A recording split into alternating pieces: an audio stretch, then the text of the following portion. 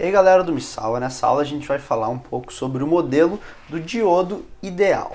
Então nas últimas aulas a gente viu como é que funcionava aí os materiais semicondutores, depois a gente entendeu como é que funcionava o diodo de junção PN, que é esse diodo mais comum que a gente vai usar, e agora a gente vai ver como é que é o modelo do diodo ideal então.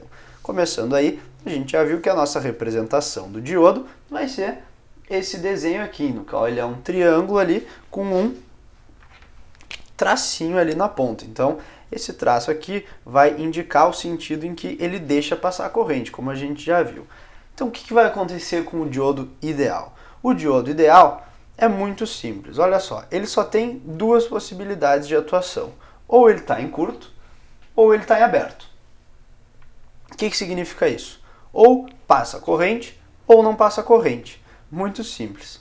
Então, o que vai acontecer? Esse diodo aí, ele não é sensível à temperatura. Além disso, ele não possui nenhum tipo de resistência interna. Ele conduz quando I for maior que zero. E ele não conduz quando I for menor que zero. Na verdade, é quando a tensão ali for maior que zero. Mas tu pode pensar assim, se essa corrente tiver, se tu pensar num fio, se essa corrente está nesse sentido, o diodo é um fio. Se a corrente estivesse tentando passar no outro sentido, ela não existiria. Então, ele conduz, então I maior que zero. Se ele não conduz, I não só não é menor que zero, como na verdade, I é igual a zero. Isso aí que o diodo vai implicar. Ele está ou em aberto ou em curto. Muito simples de se entender. Então, o que acontece? Se a gente tem uma tensão aqui sendo aplicada nesse sentido, a corrente passa. Se a tensão estiver no sentido oposto, a corrente já não vai passar mais e daí o diodo vai se comportar como um circuito aberto. Então, como é que tu vai fazer para analisar um circuito com um diodo? Tu vai ter que supor que ele está ou em curto ou em aberto. Na maioria das vezes tu vai conseguir de forma intuitiva saber, às vezes não, e daí tu vai ter que tentar encontrar alguma contradição aí, mas isso aí a gente vai ver nas próximas aulas quando a gente for analisar alguns circuitos. Então, vamos ver como é que fica um gráfico de tensão por corrente no diodo ideal. Olha só, aqui a gente tem um gráficozinho e um desenho. Essa aqui é a tensão aplicada no diodo. Vamos dizer que essa tensão é negativa. O que acontece com a corrente no sentido? Se essa tensão é negativa, então essa polaridade que está aparecendo aqui é oposta e o diodo se comporta como um circuito aberto. Então, quando a tensão é negativa, o que acontece? Circuito aberto implica em corrente igual a zero. Então, a corrente vai estar sempre aqui, ó, em cima desse eixo horizontal. Porque não importa quão negativa for tua tensão, a corrente no circuito vai ser sempre zero. Agora, imagina que a tensão está sendo aplicada positivamente, ou seja, nesse sentido em que ela está aqui agora. Daí o diodo vai se comportar como um curto-circuito.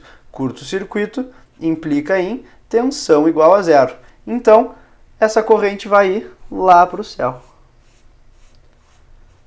Vai lá para o infinito. Porque ele é um curto-circuito. Se tu aplica uma tensão num curto-circuito, como V é igual a RI, então I vai lá para o infinito. E esse aqui é o gráfico que a gente tem para o diodo no modelo ideal dele. Então vamos fazer um rápido exercício só para fixar isso aí. Olha só, exemplo.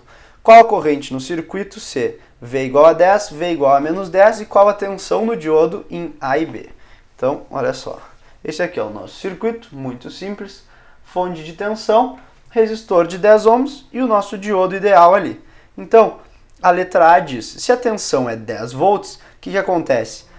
A gente está tentando empurrar a corrente para esse lado aqui, né? Para esse lado, ó, o diodo deixa passar a corrente. Portanto, ele se comporta como um curto-circuito, um fio. Se isso aqui for um fio, então a corrente no circuito I vai ser V sobre R, ou seja, 10 sobre 10 igual a 1 ampere. Agora na letra B, se a tensão é menos 10. Se a tensão é menos 10, então o sinal positivo da fonte agora está aqui embaixo. Então, essa fonte está tentando mandar corrente para esse lado do circuito aqui. Só que olha só, esse lado o diodo não deixa passar corrente. Então o diodo vai se comportar como um circuito aberto. Um circuito aberto implica em corrente igual a zero. Portanto, a corrente no diodo aqui vai ser zero. A letra C, ele pergunta qual é a tensão no diodo nas letras A e B. Então, olha só.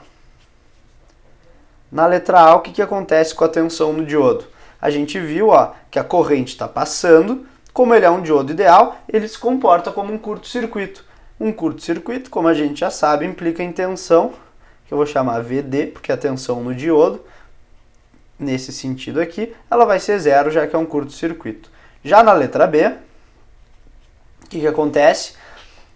Lembra que sempre a soma das tensões na malha tem que ser igual a zero. Então, se não tem corrente no circuito, que foi a conclusão que a gente chegou aqui na letra B, e tu quer fazer a soma dessas tensões na malha, então essa tensão no diodo, ela tem que estar se opondo à tensão da fonte. Então, olha só, tirando esse mais aqui para não se confundir, vamos deixar o mais aqui e vamos fazer V igual a menos 10. Então, seguindo nesse sentido aqui, tu vai encontrar, fazendo uma lei de Kirchhoff, menos 10, então vai dar 10, mais aqui, RI, mas I é zero, mais VD. Portanto, isso aqui é igual a zero, então a gente tira aqui VD igual a menos 10. Esse menos significa que a polaridade que a gente botou aqui é a contrária. Na verdade, a polaridade do diodo está assim, para ficar igual a da fonte. Então vai estar o mais aqui, o menos aqui, e na fonte também, o mais aqui e o menos aqui, se tu inverter esse sinal de menos 10 aqui. Então, esse aí foi o diodo ideal. Nas próximas aulas a gente vai ver mais alguns modelos para o diodo e depois vamos começar aí a ver algumas aplicações de circuitos com uso de diodos. Era isso aí então, e até lá!